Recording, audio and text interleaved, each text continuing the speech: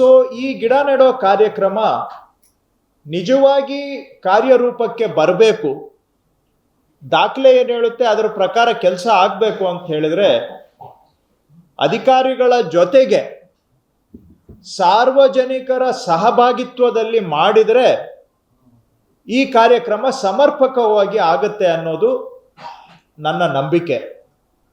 ಹಾಗಾಗಿ ಇದನ್ನ PPPP public private planting programme, public private planting programme ಆ ಮಾದರಿಯಲ್ಲಿ ಮಾಡಬೇಕು ಅಂತ ಹೇಳಿ ಬೆಂಗಳೂರು ಹಸಿರೂರು ಕಾರ್ಯಕ್ರಮದ ಅಡಿಯಲ್ಲಿ ಬೆಂಗಳೂರಿನ ಹೆಸರಿನಲ್ಲಿ ಒಂದು ಗಿಡ ನೆಡು ಅಂತ ಹೇಳಿ ಸಾರ್ವಜನಿಕರ ಸಹಭಾಗಿತ್ವದಲ್ಲಿ ಈ ಕಾರ್ಯಕ್ರಮ ಮಾಡಬೇಕು ಅಂತ ಸೂಚನೆಯನ್ನ ಕೊಟ್ಟಿದ್ದೇನೆ.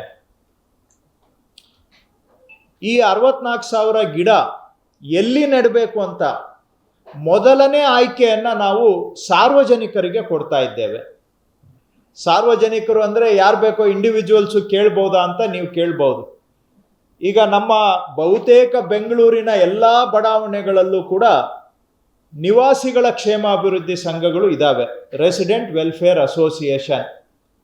ಸೊ ಅವರವರ ಬಡಾವಣೆಯಲ್ಲಿ ಎಷ್ಟು ಗಿಡ ನೆಡೋದಕ್ಕೆ ಅವಕಾಶ ಇದೆ ಅನ್ನೋದನ್ನ ಅವರು ನಮಗೆ ಮಾಹಿತಿ ಕೊಟ್ಟರೆ ಅಷ್ಟು ಗಿಡಗಳನ್ನು ಅವರ ಸಮ್ಮುಖದಲ್ಲಿ ನೆಡುವಂಥ ಕಾರ್ಯಕ್ರಮವನ್ನು ನಾವು ಹಮ್ಮಿಕೊಳ್ತೇವೆ.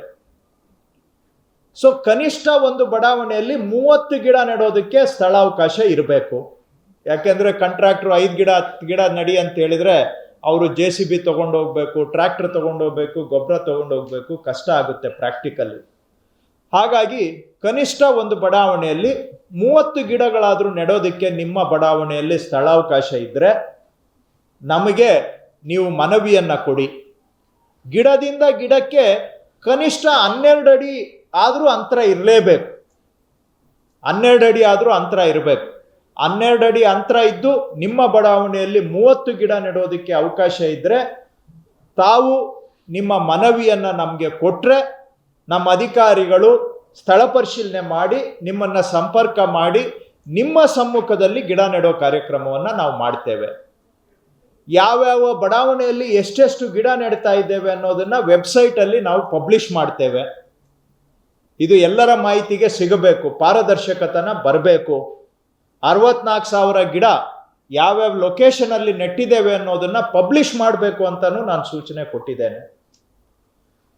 ಈ ಗಿಡ ನೆಡೋ ಕಾರ್ಯಕ್ರಮ ಫಾರೆಸ್ಟ್ ಡಿಪಾರ್ಟ್ಮೆಂಟ್ನ ಮ್ಯಾನ್ಯುವಲ್ ಪ್ರಕಾರವಾಗಿ ಜುಲೈ ಮತ್ತು ಆಗಸ್ಟಲ್ಲಿ ಆಗೋಗ್ಬೇಕು.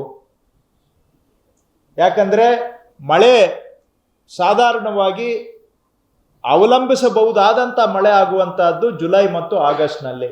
ಏರುಪೇರು ಇರುತ್ತೆ, ಈ ವರ್ಷನೂ ಏರುಪೇರು ಇದೆ. ಆದರೆ ಸ್ವಾಭಾವಿಕವಾಗಿ ಸಾಮಾನ್ಯವಾಗಿ ಜುಲೈ ಆಗಸ್ಟ್ ತಿಂಗಳಲ್ಲಿ ಗಿಡ ನೆಡೋದು ಆಗಬೇಕು. ಆದರೆ ಈ ವರ್ಷ ಅವರು ಇನ್ನೂ ಕೆಲವು ಟೆಂಡರ್, ಪ್ರತಿ ವರ್ಷನೂ ಹಿಂಗೆ ಟೆಂಡರ್ ಪ್ರಕ್ರಿಯೆ ಟೈಮ್ಗೆ ಸರಿಯಾಗಿ ಮಾಡೋದಿಲ್ಲ. ಆಮೇಲೆ ಅವಸರದಲ್ಲಿ ಗಿಡ ನೆಡೋ ಕಾರ್ಯಕ್ರಮ ಮಾಡಿದ್ದೀವಿ ಅಂತ ಹೇಳಿ ಏನೋ ಒಂದಷ್ಟು ನೆಟ್ಬಿಟ್ಟು ಒಂದಷ್ಟು ಲೆಕ್ಕ ಕೊಟ್ಬಿಟ್ಟು ಮುಗಿಸ್ಬಿಡ್ತಾರೆ.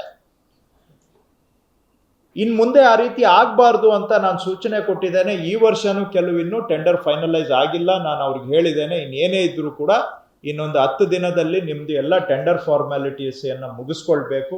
ಕೆಲವು ಕೋರ್ಟ್ನಲ್ಲೂ ಕೂಡ ಕೇಸ್ ಇದೆ, ಕೋರ್ಟ್ನ ಅನುಮತಿ ತಗೊಂಡು ಅದನ್ನು ಫೈನಲೈಸ್ ಮಾಡಿ 10-12 ದಿನದಲ್ಲಿ ಟೆಂಡರ್ ಮುಗಿಸ್ಬೇಕು. ಆಗಸ್ಟ್ 15ನೇ ತಾರೀಕಿಗೆ ಈ ಗಿಡ ನೆಡೋ ಕಾರ್ಯಕ್ರಮ ಬೆಂಗಳೂರಿನಾದ್ಯಂತ ಆರಂಭ ಆಗಬೇಕು. ಈ ಹಸಿರೂರು ಅಭಿಯಾನ ಏನಿದೆ ಆಗಸ್ಟ್ 15ಕ್ಕೆ ಆರಂಭ ಆಗಬೇಕು, ಸೆಪ್ಟೆಂಬರ್ 15ಕ್ಕೆ ಮುಗಿಬೇಕು. ಆಗಸ್ಟ್ 15ರಿಂದ ಸೆಪ್ಟೆಂಬರ್ 15 1 ತಿಂಗಳ ಅವಧಿಯ ಒಳಗಡೆ ಇವ್ರದ್ದೇನು 64,000 ಗಿಡ ನೆಡೋದಕ್ಕೆ ಆಯವ್ಯಯದಲ್ಲಿ ಅವಕಾಶ ಮಾಡಿಕೊಂಡು ಅದಕ್ಕೆ ತಕ್ಕಾಗೆ ಕಾರ್ಯಕ್ರಮವನ್ನು ರೂಪಿಸಿದ್ದಾರೆ. ಇದು 1 ತಿಂಗಳ ಅವಧಿಯಲ್ಲಿ ಗಿಡ ನೆಡುವಂಥದ್ದು ಆಗಬೇಕು. ಹಾಗೂ ಅದೇ ಸಂದರ್ಭದಲ್ಲಿ ಯಾರಾದರೂ ಸಾರ್ವಜನಿಕರೇ ಆಗಲಿ ಅಥವಾ ಯಾವುದಾದ್ರೂ ಸ್ವಯಂ ಸಂಘಗಳು ಆಗಲಿ, ಅವರು ಏನಾದರೂ ನೀವು ಗಿಡ ಕೊಡಿ ನೆಡೋದು ನಾವು ಮಾಡ್ಕೋತೇವೆ ಅಂತಿದ್ರೆ ಅವ್ರಿಗೂ ಕೂಡ ರಿಕ್ವೆಸ್ಟ್ ತಗೊಂಡ್ಬಿಟ್ಟು 40,000 ಗಿಡ ಅವ್ರಿಗೂ ಅವಕಾಶ ಮಾಡಿಕೊಡ್ಬೇಕು. 64,000 ಪಾಲಿಕೆಯಿಂದ ನೆಡುವಂತಹದ್ದು, 40,000 ಜನನೇ ನೆಟ್ಕೊಳ್ತೀವಿ ಅಂತ ಹೇಳಿದ್ರೆ ಅದಕ್ಕೂ ಅವಕಾಶ ಇದೆ. ಸೊ ಎರಡಕ್ಕೂ ಕೂಡ ನೀವು ಸಾರ್ವಜನಿಕರಿಂದ, ಸಂಘ ಸಂಸ್ಥೆಗಳಿಂದ ರಿಕ್ವೆಸ್ಟ್ ತಗೊಳ್ಬೇಕು ಅಂತ ನಾನು ಅವ್ರಿಗೆ ಸೂಚನೆ ಕೊಟ್ಟಿದ್ದೇನೆ.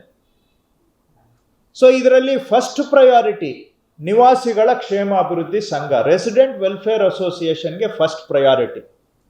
ಆಗಸ್ಟ್ 15ನೇ ತಾರೀಕುವರೆಗೆ ಎಷ್ಟು ರಿಕ್ವೆಸ್ಟ್ ಕೊಡ್ತಾರೆ ಅಷ್ಟನ್ನು ತಗೊಳ್ಳಿ.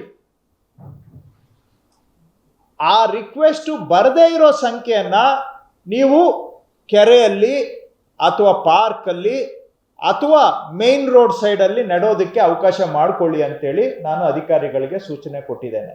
ಸೊ ರಿಪೀಟ್ ಮಾಡ್ತೇನೆ, ಆಗಸ್ಟ್ 15th ಅಥವಾ ಆಗಸ್ಟ್ 10th ವರೆಗೂ ಸಾರ್ವಜನಿಕರು, ರೆಸಿಡೆಂಟ್ ವೆಲ್ಫೇರ್ ಅಸೋಸಿಯೇಷನ್ಸ್ ನಮಗೆ ಆನ್ಲೈನಲ್ಲಿ ರಿಕ್ವೆಸ್ಟ್ ಕೊಡ್ಬೋದು.